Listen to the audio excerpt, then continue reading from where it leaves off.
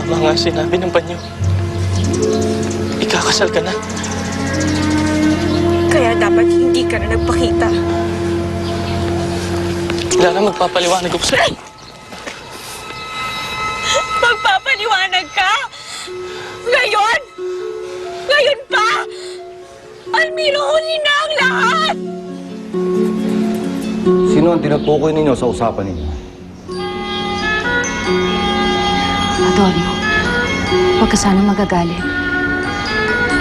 Ang anak mong si Almiro,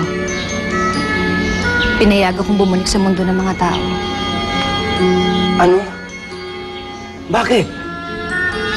Dahil kailangan niya makausap si Lara. Adorno, matatagpuan na ng anak mong babaeng minamahal niya. Pero hindi pa tiyak na tahimik at mapayapa ang Paladino. Lalo na't hindi pa nakikita ang bangkay ni Guarco.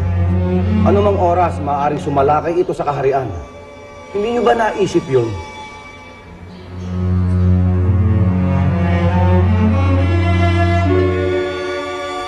Bakit ngayon ka nang bumalik? Ang tagal-tagal mo naghintay! Ang tagal-tagal mo umasa!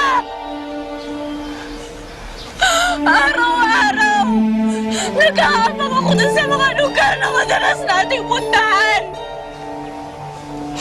Nagpapasakali akong madaratan kita ron. Araw-araw, pumupunta ako dun sa bahay niyo. Umaasa ako na babalik ka, Almiro. Bawat kotseng madaanan ko na kagaya ng sasakyan mo. Humihinto ako, tinitingnan ko. Pero hindi, wala ka. Umasa ako na naroon ka. Umasa ako na hihinto ka. At babalikan mo ko at yayakapin mo ko. At mamahalin mo ko tulad ng pinangako mo sa akin. Almiro, ni minsan, hindi ako nawala ng pag-asa na babalikan mo ko.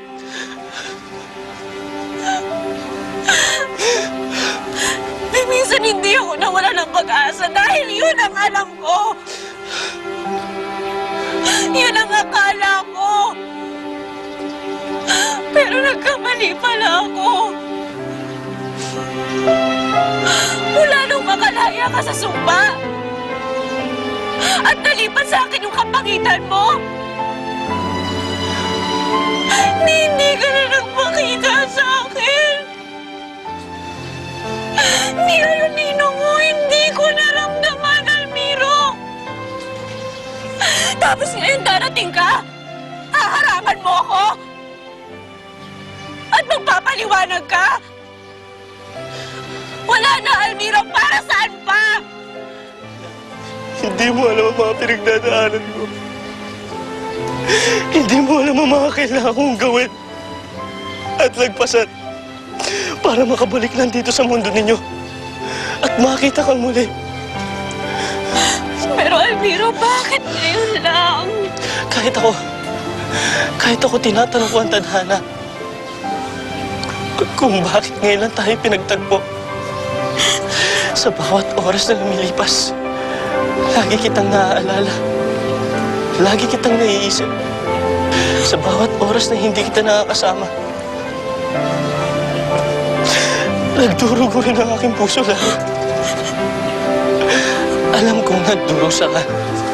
Alam kong nangungulila ka. Pero wala akong magawa eh. Dahil marami akong katungkulan na dapat gawin doon eh. Marami akong kailangan unahin.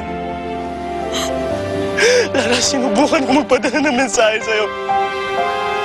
Kahit lang po kahirap, pero lagi akong nabibigo.